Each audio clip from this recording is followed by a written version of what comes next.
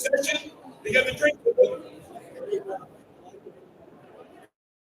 All right. So in our breakout room, Eric from Go Get Made breakout room is right here. Introduce some of the doors in the bathroom area. Building resistant supply chain, resilient supply chain, navigate manufacturing, tariffs, and global uncertainty. So for those that are worried about tariffs and everything else coming in, this is to be something that's worthwhile. Speaking of worthwhile, that's what your e-commerce revenue. We've got the ultimate playbook for growth with Lewis, Scott, and Joel from Human Marketing. Fantastic guys. I will be giving you the stage. So I please ask you to be courteous for our presenters to please come and enjoy their company, listen to their knowledge. This is our last official session. You must be present for 10 happy hour. I like that. It's good.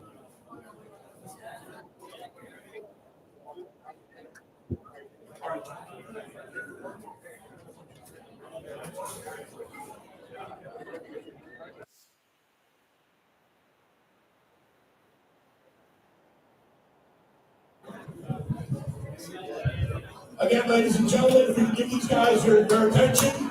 Last session of the day. There's no early release. This is, we do encourage you to stay. We also ask you to be courteous to the main stage and the side classrooms.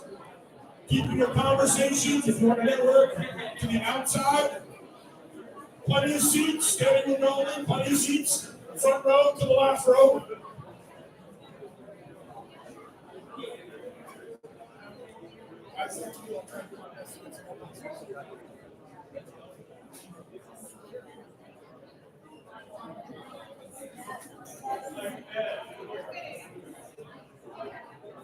All right. Does anyone want to maximize their e-commerce revenue? And if you want beer, you have to attend the session. All right, here we go. Live stream's on. So today we're going to talk about maximizing e-commerce revenue and how we see top e-commerce retailers using some of the core foundational tactics to grow their top line revenue and bottom line profit. With me today, I have Scott and Lewis. Scott and Lewis, you want to quickly introduce yourselves, your background and relevant experience in space? Hi, my name's Lewis. I've been in IT about 20 years, and then I also own my own business for about 12 years. I exited that business. I now work at Ecommerce. We're an e-commerce platform. We do both B2C and e-commerce. I'm Scott Waves. I'm the Chief Innovation Officer at Human. I've been working in e-commerce for 15 years, between the technology, the marketing, ultimately partnering with brands to help them grow their revenue. So if you're looking to grow your e-com revenue, you're in the right place. And I'm Joel. I'm the CMO of Thompson Tea. We're a D2C brand. We make sweat-proof t-shirts. We're on Shark Tank in season 2017. I'm also the founder and CEO of Human. We're a digital agency helping founders grow revenue and profit. Hold this mics close in these answers. All right, so growing revenue, getting back to some of the basics. We talked a lot today. You guys heard various speakers talking about new and different channels, influencers, social, all these things you can and should be doing. Where we like to focus a lot is on the fundamentals that is in front of you today in your business, where you can literally, by understanding some of these levers, push buttons and grow revenue and profit to then explore some of these additional channels that may be a little harder to get into or a little scarier to go into. So starting first with increasing average order value, AOV. Scott, I'll throw this one to you. You want to grow revenue, AOV is one of the best ways to do it if you can. It's also super, super high margin. So what do you see as great ways that growing e-commerce businesses are increasing AOV?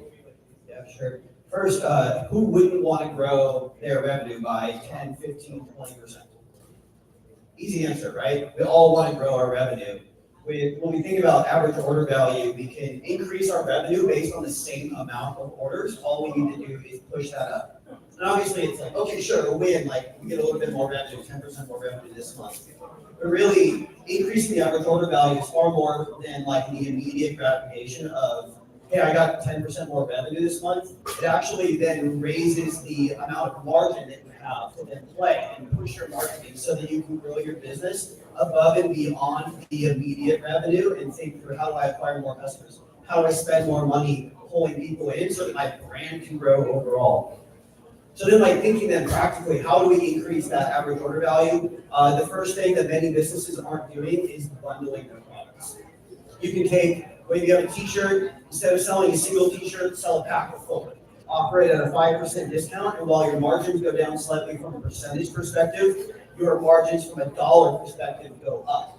So you can do that, and this times 3, 4, 5, whatever it is, or you can bundle products that go well together. So take those complementary products, pull them in and sell a pack.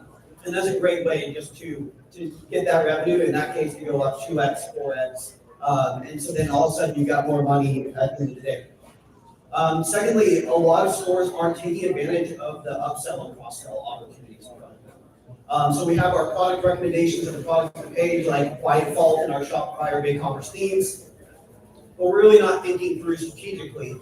How is the consumer thinking? When can we put something in front of them? So throwing on just an upsell app, quickly, easily configuring that to throw products in front of them in the cart, in the checkout, post-purchase. Now that we've already got their confidence and their trust, can we sell them something more even after they have completed checkout to then push that order value back up? So that's a great one. The other thing is thinking through like unlocking benefits, features, things like free shipping if you spend more than X dollars. So if my average order value is say $60, what if I put my free shipping threshold at $75? Encourage them to throw one more item in the cart, push it up, and then that helps me overall. Or maybe it's that I offer X% off or some other benefit, free gift with this. So that's another great opportunity as well. And then one of the things that we see people not taking advantage of today is order insurance. And it's not the most sexy thing, but if you want to grow your revenue tomorrow and decrease your headaches, by the way, throw order insurance onto your store with something like Route. And then not only are you covered from Amazon porch pirates that are going to steal your products from your customers' doorsteps, but you can actually add margin to that. So then you make money on something that decreases your headaches. Easy, great win right there. The last thing would maybe be just increasing prices. That's a whole other conversation. Louis, you have anything to add? Yeah, I've got a couple things. One is in terms of like value around increasing AOV, particularly if you're a small company who is looking for infusions of money from PE firms, angels, etc. Just keep in mind, like, if you increase your AOV, you're increasing the leverage that you have in terms of like your customer acquisition costs, and then you're also improving like lifetime value. And those are the two things that, if you watch Shark Tank or you're in any of these angel meetings, they're always asking those questions. And so that's a way of being able to build your business in a way that's beneficial for getting infusions of cash. Other things too is, particularly if you're like a business that maybe have a medium to high AOV, think about things like buy now, pay later apps that allow people to have credit on the site. It allows them to have more buying power, those kinds of things. Also get customization capabilities for your products. Offering some kind of customization on the site to that product will also add more dollars to that product than just a standard off-the-shelf product. Hopefully everyone's using buy now, pay later. I'm sure everyone saw the news. It's now on Uber Eats, right? So people are buying now and paying later for Jack in the Box. They will do it for even your $20 product. So it's unfortunate, I think, but you should offer it. Yeah, the one interesting thing too is not on those is if you do B2B sales, there's actually now B2B buy now, pay later capabilities. Maybe even large corporations are trying to use these apps because maybe you don't want to extend credit to net terms credit to some of these customers. So these apps now will do it for you. So you just outsource all accounts receivable to these apps. they offer terms, they make the purchase on your site, and then you pay like a small fee on the invoice cost. So why both these? Awesome. Moving on to CRO, conversion rate optimization. One of the many old tactics in the toolbox, but super important, especially for increasing AOV. But yeah, with that in mind, is it worth it? How do you think about it? When does it make sense for businesses to invest at all or more into conversion rate optimization? Start with these guys. So from a conversion rate optimization perspective, I think a lot of us equate this one-to-one with A/B testing, which isn't actually the case. So for a lot of businesses, especially earlier on, you don't have enough traffic to really justify doing A/B testing. You won't get relevant results because you don't have enough traffic to actually give you anything statistically relevant in the time that you have it on your site. But conversion rate optimization is so much bigger and can really drive so much more revenue with the same amount of traffic. So it's worth spending time and investing in, of course. The place that I would really recommend people start is just thinking through what is your customers' user stories. What pain points are they trying to solve? What solutions are they looking for? What questions do they have? How are they thinking? What is their mindset? Who are they? To then start to think through what would their journey be through your site through your products and actually get them to the place of being ready to give you their credit card. The great way of doing this is to go up to somebody, say in a coffee shop, or if you know where your demographic hangs out, and say, hey, can I buy your cup of coffee? And watch you go through and buy something from my website. Look over their shoulder, watch them, see what they're doing, see where they get hung up, see why they wouldn't purchase, then ask them afterwards, why wouldn't you have bought? What were you confused about? Try to really understand all of the questions that they have along the way.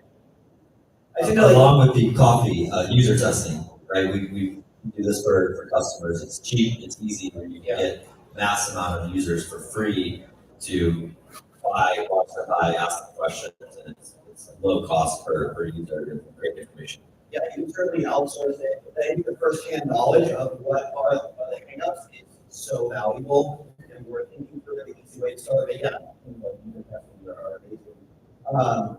And then to think of this as like, what are the things that are going to hook someone? So when they run your site, how do we hook them so that they stay to learn a little bit more? Secondly, like what's the education that they need? What information do they need? When do they need it along the way? Third, how do we build trust with them so that they can feel a bit more confident? And then finally, how can we close? Like those are the ways that I break it down and try to think through this particular journey so we can convince people. Now, how many of you, when you're going through a website, actually read all of the content? Exactly. People don't read. So we have to think through, like we might write the best product description of all time that answers all the questions, but even just the way that we present data on an e-com site is super important. So then think through, how do I leverage bullets? How do I call things out? How do I call out the benefits? How do I address the objections without actually writing a novel to go through all this and really starting there to address some of those things?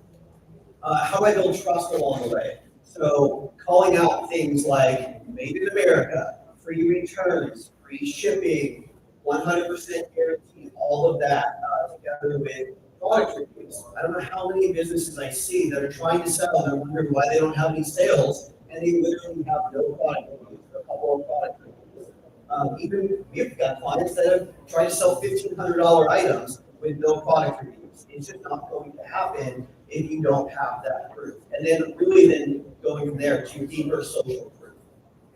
Can we take some of the things that we talked about from a social perspective earlier? How can we embed some of those reviews onto the site, the Instagram comments, all of that, and then really try and show that there is this authentic proof that this product does what it's supposed to do.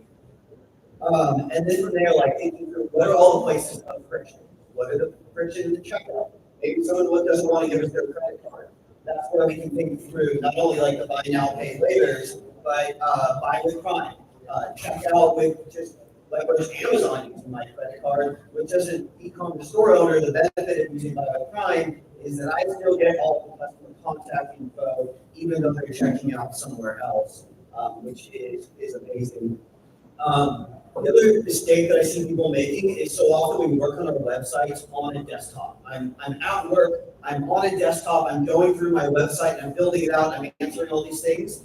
But for many of our businesses, our shoppers are shopping on mobile. And so we might miss all of the mistakes that our sites have, where this gets cut off, or that's not addressed, or the order is just even in the wrong way. All of those things impact conversion rate and are super important for us to address. Any other thoughts on this? Yeah, I'll just underline one thing in terms of like the mobile. Mobile is really important. I'll give you an example. I mean, a big commerce, 50,000+ merchants on BigCommerce, ranging from small startups to the Procter & Gamble's of the world.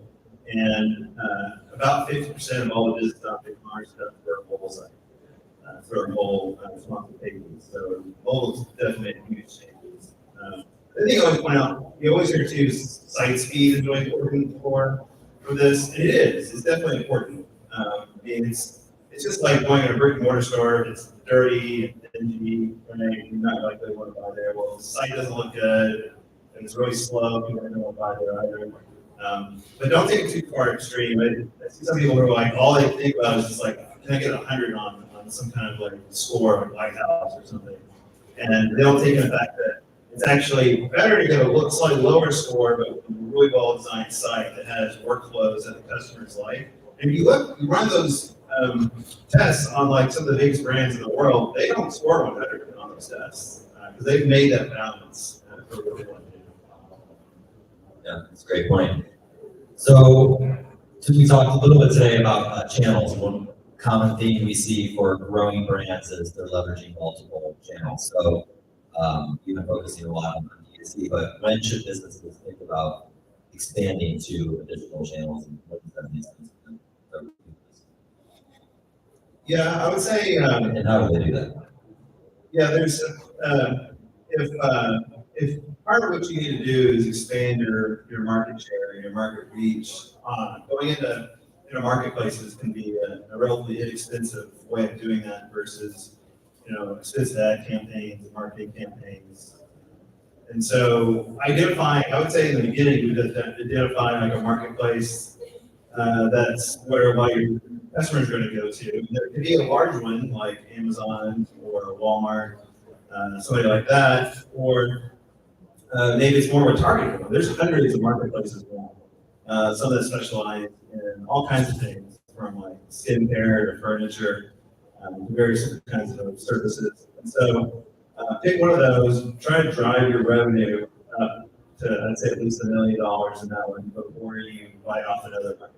When you start managing marketplaces, it does become cumbersome as you start to add more and more of them. So once you hit $1 million, at that point, then you can then leverage a product feed platform, right, where you'll start putting your entire product data into a platform that will then push it out to multiple marketplaces. And it does, those things do like data transformation, right? So it takes your product data from, say, your website, your ERP, whatever it is, and transforms it because each marketplace has their own rules and how descriptions have to be done, how many characters, and all that kind of stuff. So it transforms it for that. Then also those orders happen, they get synced back to your systems, then you're able to do logistics, attach confirmation, shipping confirmation numbers, sync those back into those marketplaces so they then follow up with your customers. So it starts to automate all that. And then once you have that kind of critical mass, you can start expanding into more and more marketplaces.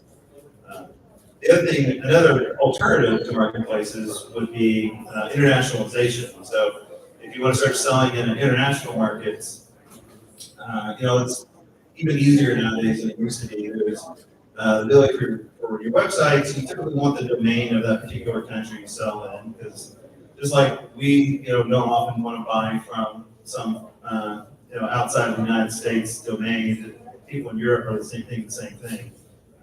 And so you want to have a separate storefronts for those international sites. You don't want to just mirror your US site into these international areas. You want to customize the catalog, the product descriptions. Ideally, you want to localize in their language. You want to use their currency. Then, importantly, too, you want to use payment gateways that support local reconciliation, which means if they're making a purchase in that country in, say, euros, you would have a local banking relationship there, and then that gets credited into your local bank in euros. Why that's important is you have, if you don't, if you're making it where it's getting converted back into US dollars, someone's going to have to pay that conversion fee, right? And you'll sometimes see that on websites where all their prices just automatically go up in price because of the conversion fee, or there's a separate fee on there. People don't want to pay for shipping. They certainly don't want to pay for a conversion fee. But very possible. There's freight forwarders. There's all kinds of different things you can leverage. Distributor relationships in those countries where they actually then sell for you in those other countries.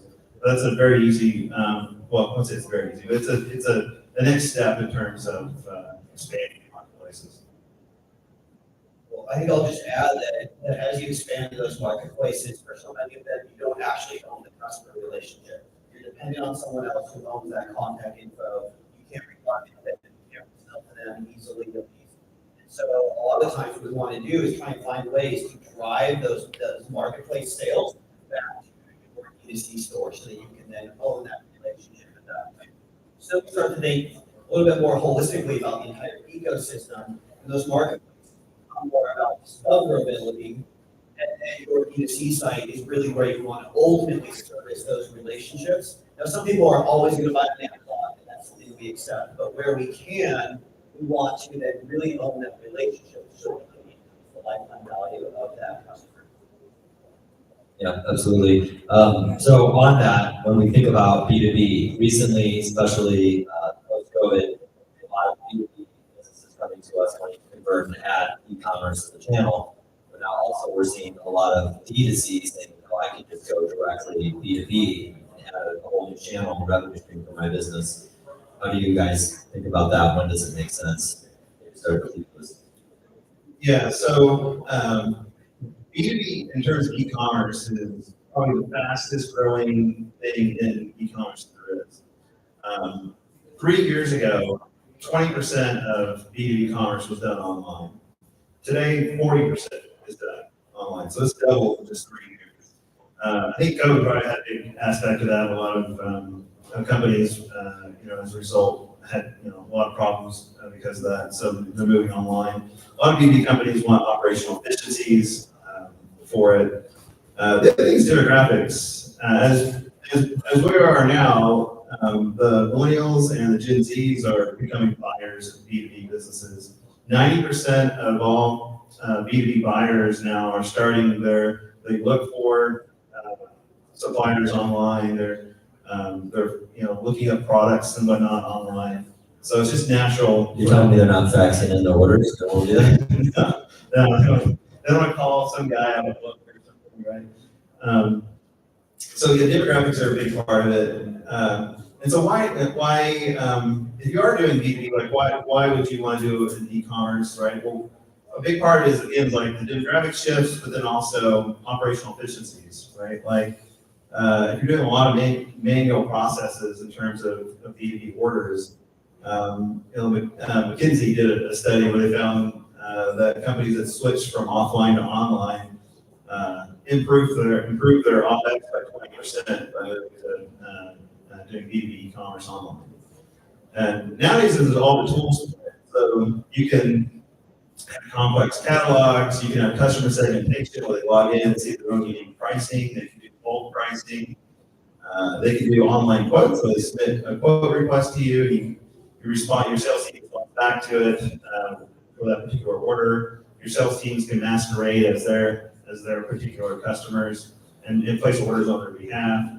A big thing too is, in direct consumer, when you sign for a site, for an account, you use like your own individual email address, right? Your individual siloed user on that system. But B2B e-commerce usually have like accounts and hierarchies. And so e-commerce supports that now. Online purchasing through like purchase orders, net turns, ACH payments. The other really important thing, you're B2B customer. Other things like L2 and L3 data. The credit card that we make PC purchases as consumers, that's just L1 data. And you as a merchant, you're going to be charged somewhere on average between 2.5% and 3%. But if you're selling to a business who's using a business credit card that supports, your gateway supports L2, L3 data, the credit card companies are able to give you a lower rate because the risk is lower, there's more data coming in.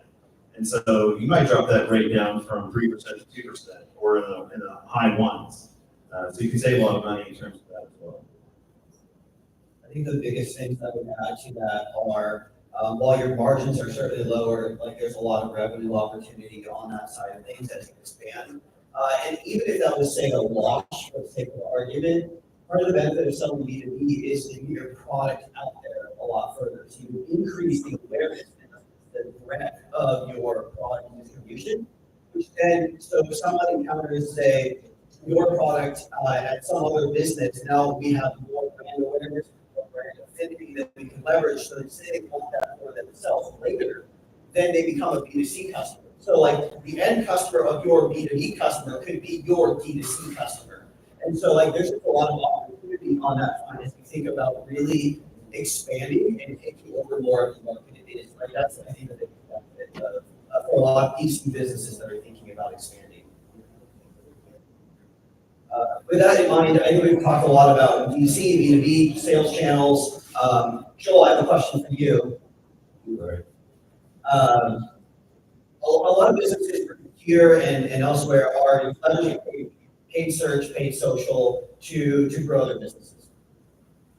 That can be a great way to scale your business, or it can be a great way to earn a lot of cash really fast.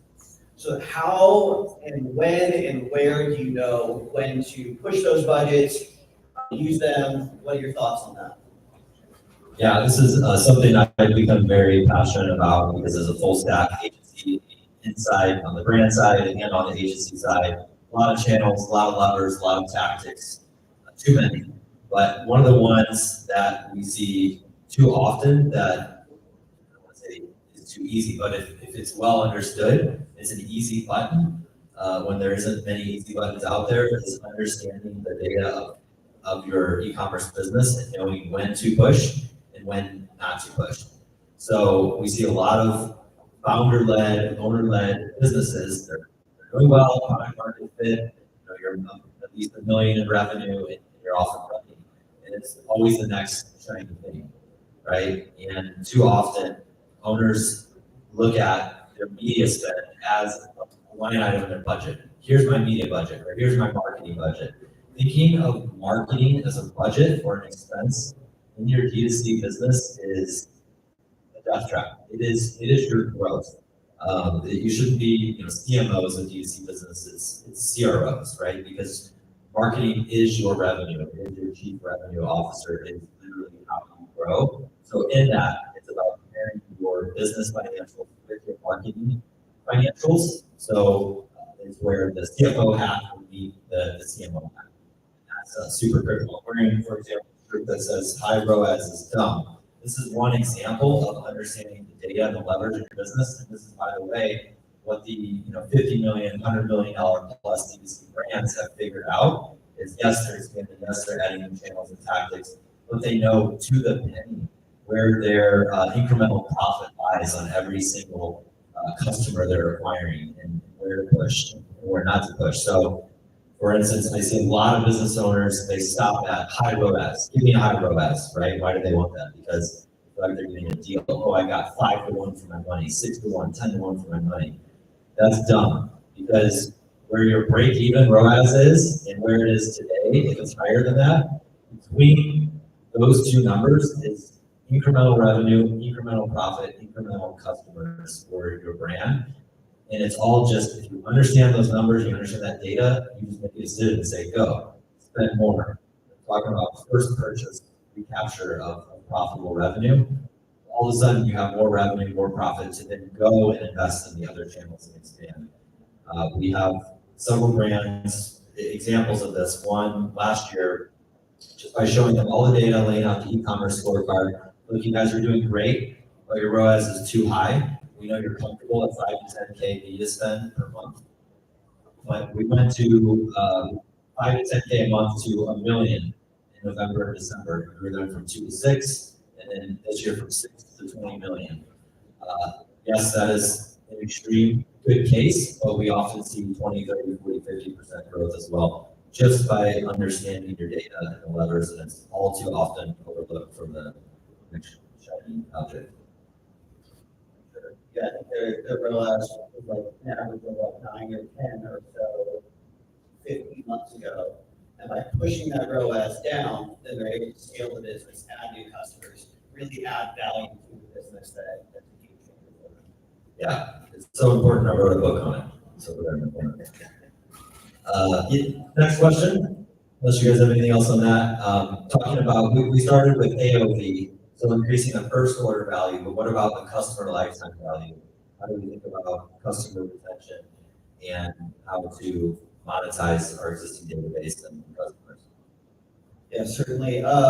Despite what Michael Scott says in the office, acquiring a new customer is not cheaper than monetizing your existing customer base. And so this is really such an important lever to all of our e-com businesses, is how do we find more money from those that have already trusted us with their money, with their credit card, with their data? How do we extract more revenue out of them? And so that's what really we're after here. So we call this retention marketing at the end of the day. This is about how do we retain, how do we extract more from that same customer. So first, we want to leverage that customer database, our email list, or if we have SMS marketing going on as well. How do we leverage those databases and do it well? When we were at the Amplify event a few months back, some amazing brands that we were chatting with are growing and they're doing really well, but they're sending like 5 emails a year. And they've got this really valuable database of people that would buy something, and they weren't taking the time to go and send those emails and offer a replacement for the same product or a complementary product or an offer to extend that to someone else. And so if you're not leveraging your email database well, you are missing out on revenue. Same with the phone numbers that you have through your SMS. And if you're using Klaviyo for your email, which most e-com businesses probably are, then you can use the same thing for your SMS marketing. And there you go, you can test people and then see conversions right then and there. That is a great opportunity that I think a lot of people are missing out on. Similarly, offering loyalty programs and things like that for your loyal customers. Well, you're giving a discount up front. Really, you're holding on to that customer for a longer period of time and able to extract revenue. So maybe it's less profitable per purchase, but over the lifetime of that customer, you get more revenue overall. So that is a huge thing that we certainly want to take advantage of on that front. And then the last thought is that there's been a lot of talk today about influencers and affiliates, and really I would talk about brand ambassadors. And so I think there's so many ways we can take our existing customers and convert them into brand ambassadors, people that are going to go and refer our products, our businesses to somebody else to make the most of that. And so we can really turn some of those, some of that's going to happen naturally, some of it we can encourage, some of it we can really encourage by actually turning that customer effectively into an affiliate, so that then we can offer them something in return for what they're doing, and then get more incremental sales that we would not have otherwise seen. And in the case of if they're creating content, like we talked about a lot today, some of that content can then also be used in your paid media programs, because we can see the performance of how it did it with someone else did organically, and turn that into an ad, and then again continue that revenue flywheel for our businesses. Yeah, we just did that for Thompson T. Sent the email out. We haven't done it in a while, and 100 customers replied and signed up. Yes, I'll create content for you, and not scaring them away with that like affiliate title or influencer. You're a customer. Tell us about your experience, and we'll give you a discount, or we'll give you a T-shirt or a gift. Or they just really love your brand, of which you should have a bunch of those in your database, and that content is gold. And then, hey, you want to be an affiliate? Do you want to be an influencer? Using those tools they were talking about up here on stage earlier to find out who are influencers and maybe approach them separately, but just going to your customers and asking them is huge unlock. All right, well, I think we're gonna wrap there. Any last thoughts that you want to leave this audience with here today? I'm gonna go.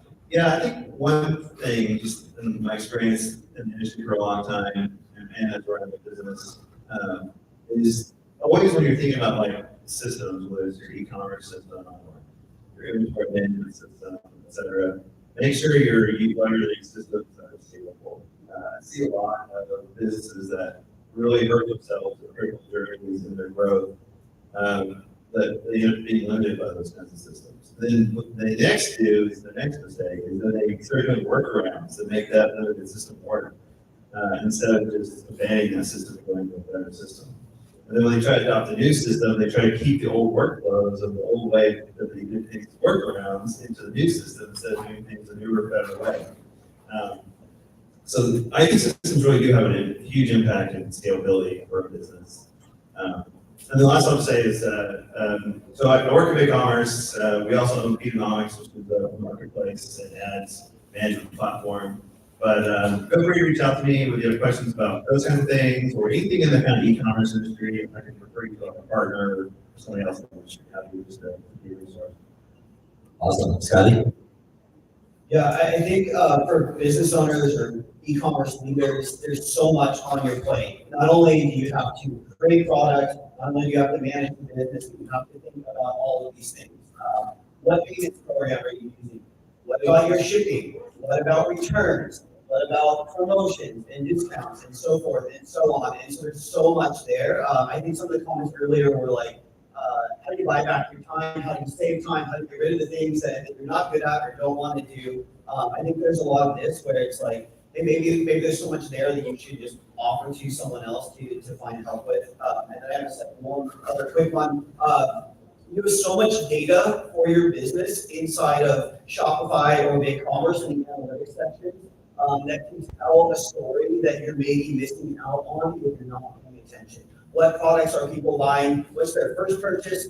What then are they buying later? You can turn all of that data into something so much more. And then if you get it out of those systems into a bigger database, then you can really apply some AI or a whole bunch of data engineering to really start to figure out which products pair together best, who's ordering, when are they ordering, what is the frequency, et cetera. And I just think that there's so much there that businesses are missing out on. That's another topic.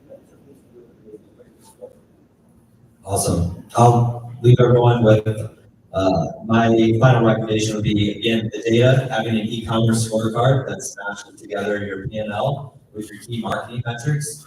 This should be a data set that is your daily, weekly, monthly business driver. So where you look at this, you know what's happening, why it's happening, where your growth levers are, and something that allows you to make the right decisions for your business, no matter what channel, marketing channel, sales channel that you're looking at next. You know with clarity and precision what to do and making the most informed decision, which again, as I mentioned earlier, is a huge unlock for all the brands that we work with. So thank you very much. And I think now we're to happy hour. Dedicated to hey guys, thank you so much. Appreciate Thank it. you.